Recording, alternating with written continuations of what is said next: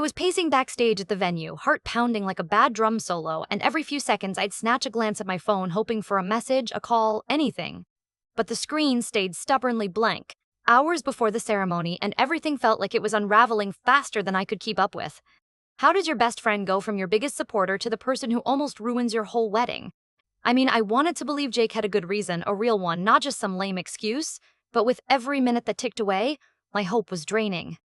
The place was buzzing with last-minute chaos, florists scrambling, Emily trying to keep calm as she flitted about like a whirlwind of nerves and happiness, and my parents fussing over every tiny detail like it was some high-stakes diplomatic summit. And me? I was stuck behind the scenes, stuck in this awful limbo of worry and disbelief. Jake was supposed to be the glue holding the day together. The best man. My ride or die since we were kids. He was the guy who had been there through everything. My first awful haircut, the time I crashed my bike and needed stitches, the late-night talks about love and life that now felt decades behind us. And now, right when it mattered the most, he was nowhere to be found. I remember cradling my phone like it might suddenly burst into life, the silence from his end deafening. The big clock on the wall ticked louder than usual, counting down to the moment I'd be walking down that aisle, expecting my best friend right there beside me.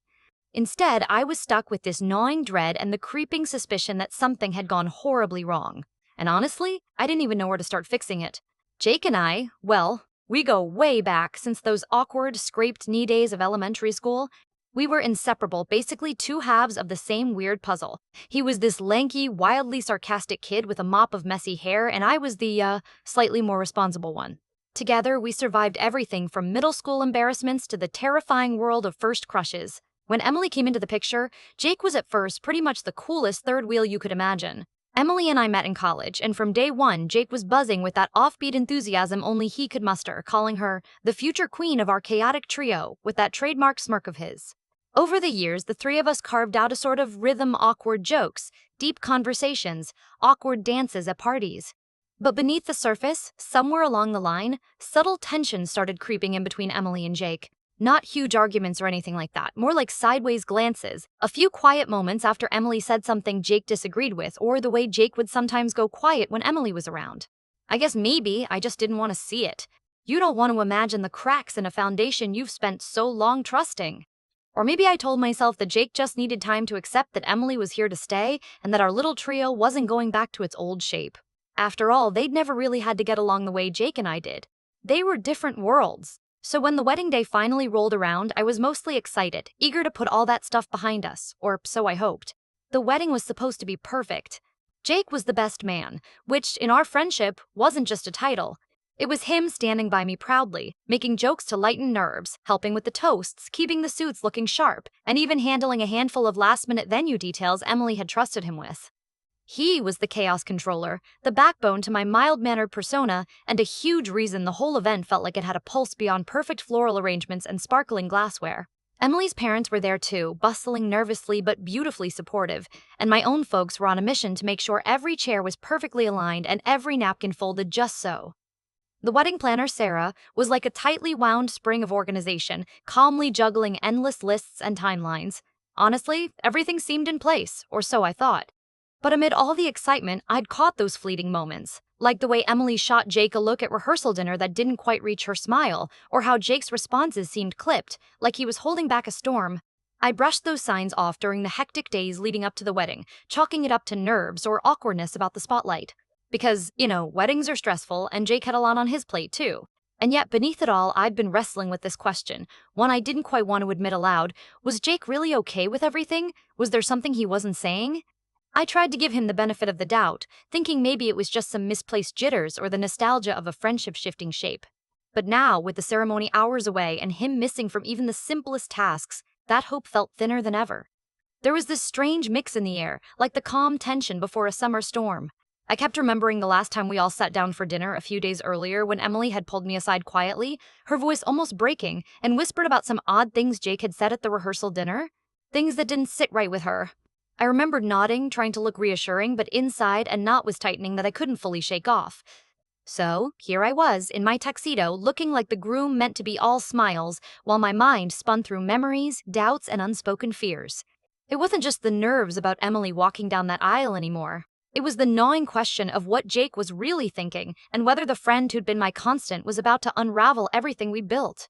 And somehow, beneath the flowery decorations and cheerful greetings, I felt the quiet crackle of an unresolved thunderstorm waiting to break. By the time the ceremony was just a couple of hours away, the first alarm bell really went off. Jake was nowhere to be found.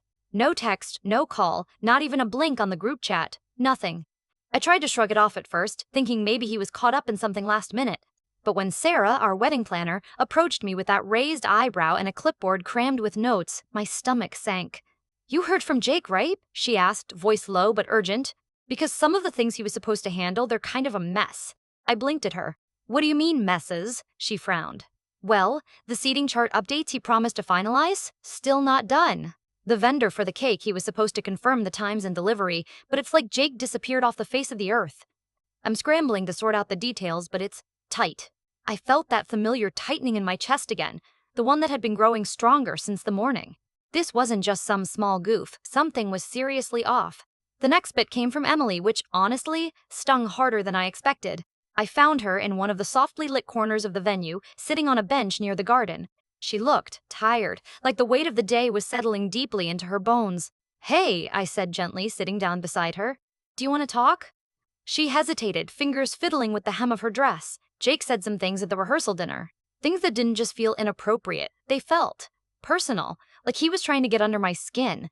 I didn't want to make a fuss then, but I cut in, voice cracking just slightly. "Why didn't you tell me earlier?" She met my eyes squarely. I didn't want to start a fight, and I thought maybe I was overreacting. It was true. I had noticed something at the rehearsal dinner, from the way Jake's eyes flickered when Emily was talking to the biting tone he sometimes slipped into. But hearing it confirmed was like a punch to the gut. Was my best friend actually turning against my fiancé? Determined to get some answers, I pulled out my phone again and dialed Jake's number for what felt like the 100th time that day. The call went straight to voicemail, no message. I sent a quick text too, fingers trembling a little. "Jake, man, we need to talk. Now. Please call me back." Minutes ticked by with no reply. I paced again, the venue's walls closing in on me. Then my phone buzzed. A message. From Jake. "Meet me outside, now." It was curt, almost cold, but at least it was something. I stepped out into the early evening air, a murmur of wedding guests laughing and music drifting from the main hall behind me. There, leaning against the brick wall near the back parking lot, was Jake. His hair was a mess, eyes shadowed deeper than usual. "What the hell's going on, man?" I asked, voice low but sharp. He ran a hand through his hair, avoiding my gaze. "Look, I'm sorry about all the screw-ups. I didn't mean to cause trouble." "Then what? Why haven't you been around? Why drop everything you were supposed to do?" Jake exhaled deeply, and for a moment I saw cracks in his usual sarcastic armor. "It's been a rough week. Stuff with my dad, it's worse than I thought. I didn't want to ruin your day with it." I squinted, confused and concerned. "Why didn't you say anything? You always talk to me." He shrugged, voice thick. "Because it's messy, and I didn't want to be that guy, you know? The one dragging you down before your wedding." I wanted to reach out, to pull him closer and fix it all. Instead, I asked, "So, the things you said to Emily, was that you just lashing out? Or was there something else?" Jake's jaw tightened. "I don't even know anymore. I guess I was jealous." "Not of Emily, of everything changing, you and her. Like I was losing my spot in your life." I leaned against the wall beside him, the weight of everything settling heavily. This wasn't just about logistics anymore. This was about friendship, fear, and pain tangled together in a mess neither of us had seen clearly until now. I didn't know if Jake was trying to sabotage my wedding or if he was silently begging for help. And in that moment, standing there in the fading light, all I could do was hope there was still a path through the chaos. Jake and I stood there, a little awkward under the dimming sky, the laughter and music drifting from inside the venue like a world we'd both momentarily stepped out of. I took a breath, trying to shake off the whirlwind of anger and disappointment sinking in my stomach. "Look, Jake," I started, voice softer now. "I get that things have been rough. I wish you'd told me earlier, but I get it. I just needed you today." He looked at me, eyes flickering with that tired weariness I hadn't seen before. I wanted to be there, really. But I was scared, man. Scared of how everyone would see me if I broke down, or if I couldn't keep my shit together. I didn't want to be the reason this day fell apart. That hit me harder than I expected. Because, yeah, I'd been so caught up in what felt like a betrayal that I hadn't stopped to think about what Jake might be going through beneath all the sarcasm and bravado. We talked it out there, in that quiet corner of the world, hashing through the messy parts, the jealousy, the fear of losing the friendship we'd built since childhood, the pain of growing up and changing in ways neither of us totally understood. It wasn't neat or tied up nicely, but it was honest. And for once, that felt like it might be enough. After a few more minutes, Jake promised to step up for the rest of the night. I'll make it right, if you still want me there. I nodded, feeling a little lighter, some of the fog lifting. We headed back inside together, where Sarah was juggling a few last-minute fixes she'd whipped into shape on her own in Jake's absence. There were some tense moments. Chairs got shuffled, last-minute toasts were shuffled around, and Emily gave me a look that was equal parts relief and fatigue. Jake slipped into his role a bit sheepishly at first, but then he found his groove, offering me that familiar smirk when I least expected it, cracking jokes during the speeches, shaking hands, and making small talk like nothing happened. When it came time to walk down the aisle, Jake was right there beside me. Not perfect, maybe a little different from the best man I'd imagined, but present. And honestly, in that moment, that was enough. The ceremony flowed like a dream. Emily looked breathtaking, of course, and my parents beamed like proud pillars of the universe. Friends and family laughed, cried, and danced as the night wore on, weaving threads of memory that I knew would last for years. Later, after the crowd had thinned and the stars were blinking wide overhead, Jake and I found another quiet moment. We didn't pretend everything was fixed. We didn't make grand promises about the future or pretend the past week hadn't shaken things up. But we did talk about how complicated friendship could be, how sometimes people you love don't always behave at their best, and how healing often isn't instant. It's funny because even now, sometimes I wonder if I should have set firmer boundaries or pushed harder for answers. But I also realize that forgiveness, in friendship, just as in anything else, isn't always about forgetting. It's about choosing to move forward, scars and all. So, yeah, Jake almost ruined my wedding, but he didn't.